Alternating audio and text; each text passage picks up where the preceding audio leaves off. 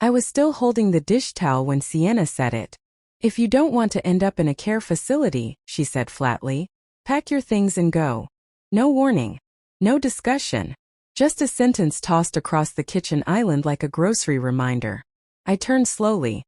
Not because I didn't hear her, but because I needed a moment to understand what my own daughter had just said to me. She stood there holding a black trash bag. Not a suitcase. Not even pretending to be gentle. "This isn't working anymore, Mom," she added, already halfway done with me. "Marcus's mom is moving in next week. She actually helps." I didn't argue. I took the bag from her hands and nodded. My chest tightened but my fingers stayed steady. I've always been good at that. Staying calm when the ground shifts beneath me. From the living room I heard laughter. Light. Musical. Sienna was already talking to Marcus about dinner reservations, like nothing had happened. They had moved on before I even left the room. I wondered briefly whether they had planned this together, or whether she had rehearsed the words alone until they sounded easy. I went upstairs, past the hallway where I used to tiptoe so my granddaughter wouldn't wake. My room still smelled faintly of eucalyptus and starch. I folded my clothes neatly. Blouses I had ironed just days ago. Slacks I only wore around the house. The blanket I crocheted last winter stayed on the bed. It didn't feel like mine anymore. I opened the closet. Almost empty. I had never brought much. That was the agreement. Help with the down payment. Stay in the guest room. No questions. Before laying my coat flat, I slipped an envelope into the inside pocket. The paper was soft from being handled too many times. The ink was faded, but the number inside it was etched permanently into my memory. I zipped the bag shut. No tears. No scene. The zipper closed with a quiet finality. And as I carried the bag downstairs, I realized something painful and clear. This wasn't sudden. This had been decided long before she ever opened her mouth. I thought leaving the house would be the hardest part, until I realized I had already given up far more than a room. I didn't always live out of a black trash bag.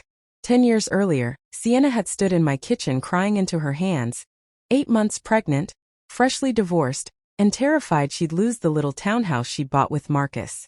"I just need help with the down payment," she said. "Just for now. I'll pay you back." I believed her. I sold my small condo 2 weeks later.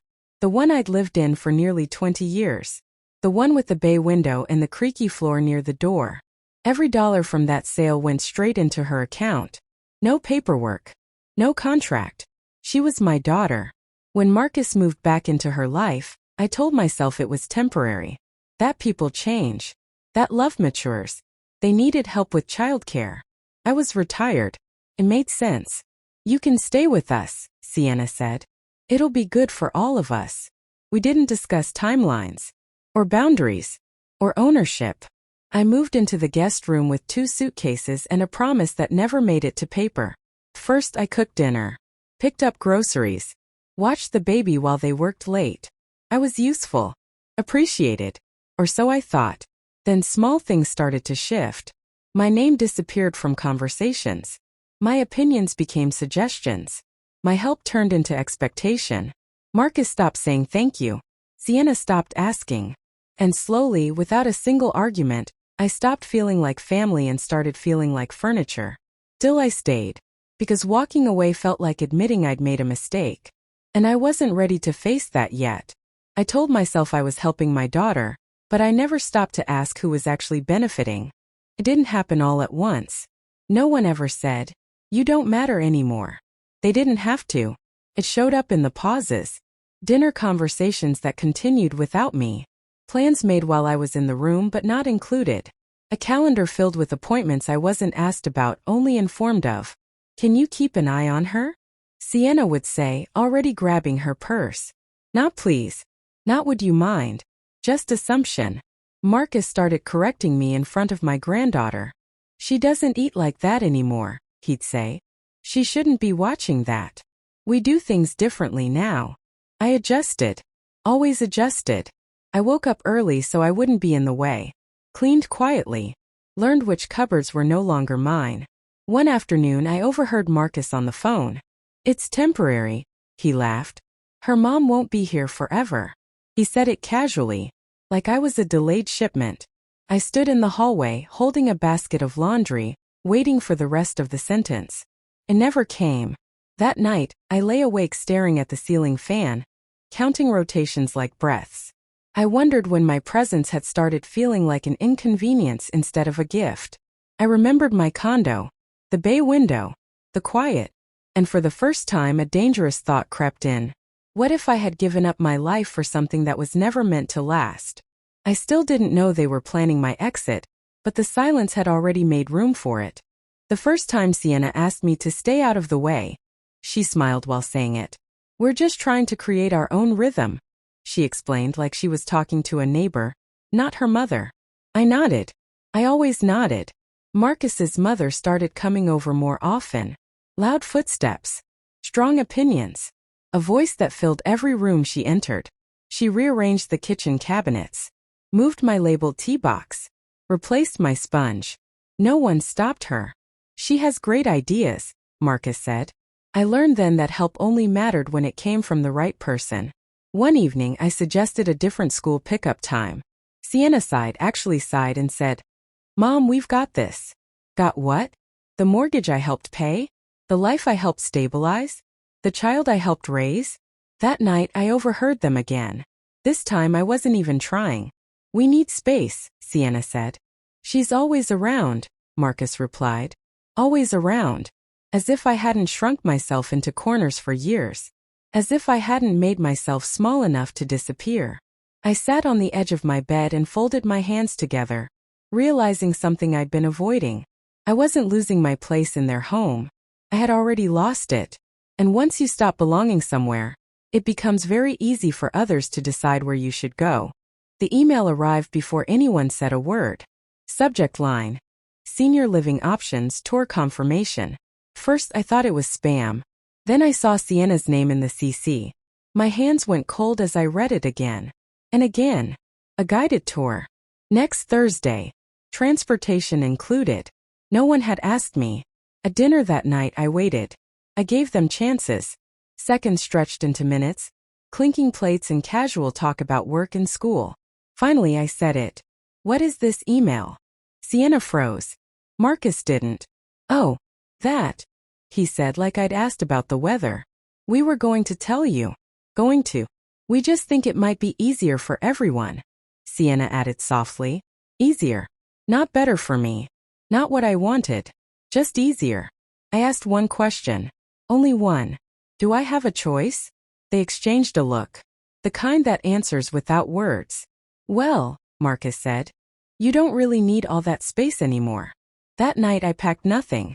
I just sat on my bed and stared at the walls that had never truly been mine. I realized something terrifying. When decisions are made for you long enough, people start believing you no longer exist as a person, only as a problem to solve. I thought the tour was the worst part. But I hadn't yet seen where they planned to take me. The building looked cheerful from the outside. Yellow flowers by the entrance. A bench under a tree. A sign that promised comfort. Community. Care. Inside, everything smelled like disinfectant and overcooked vegetables. A woman with a clipboard smiled too wide. We'll take good care of you, she said before I'd even spoken.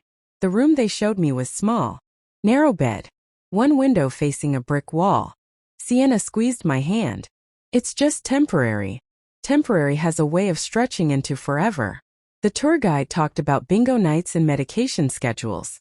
I watched an elderly man down the hall staring at the floor. His world reduced to linoleum and routine. I imagined my books boxed away. My mornings measured by someone else's clock. I asked quietly, Can I go home now? Marcus checked his watch. We still have paperwork. In that moment something hardened inside me. This wasn't care. It was convenience. On the drive back no one spoke. I stared out the window watching the city pass like a life that belonged to someone else. By the time we pulled into the driveway I had made a decision. I wasn't going to argue. I wasn't going to beg. I was going to leave on my own terms. They thought they were moving me out. But they had no idea I was already planning my escape. That night I slept like someone who had already made peace with her choice. In the morning I moved slowly. Not because I was weak but because I was careful. I began with the things no one would notice missing. My old leather notebook. The photograph of my mother in her wedding dress. The scarf I'd worn the winter Eric was born. I folded each item with intention, sliding them into a small overnight bag. Sienna watched me from the doorway. "Why are you packing?" "Just organizing," I said. It wasn't a lie. I was organizing my freedom. Later, when the house emptied, I called Ruth. "I'm ready." She didn't ask questions. "I'll be there at 6. I sat at the kitchen table, tracing the cracks in the wood, remembering birthdays, arguments, apologies that never quite landed. I left a note, not angry, not dramatic. "I need to live what's left of my life as myself. Please don't come looking for me."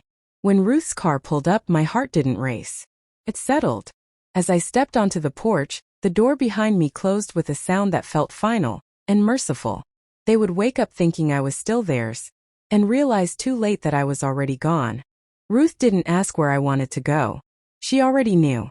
The ocean was calm that morning, stretched out like it had been waiting. I rented a small place near the water. Nothing fancy, just enough space to breathe. The first night, I slept without listening for footsteps, without wondering if I was in the way. Weeks passed, then months. I learned how quiet can feel full instead of lonely. Sienna called once. Her voice tight, apologetic, confused.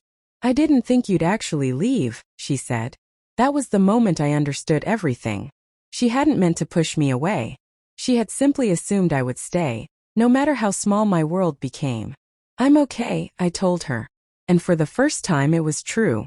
I volunteered at the local library, made friends who knew me only as myself, not as help, not as obligation.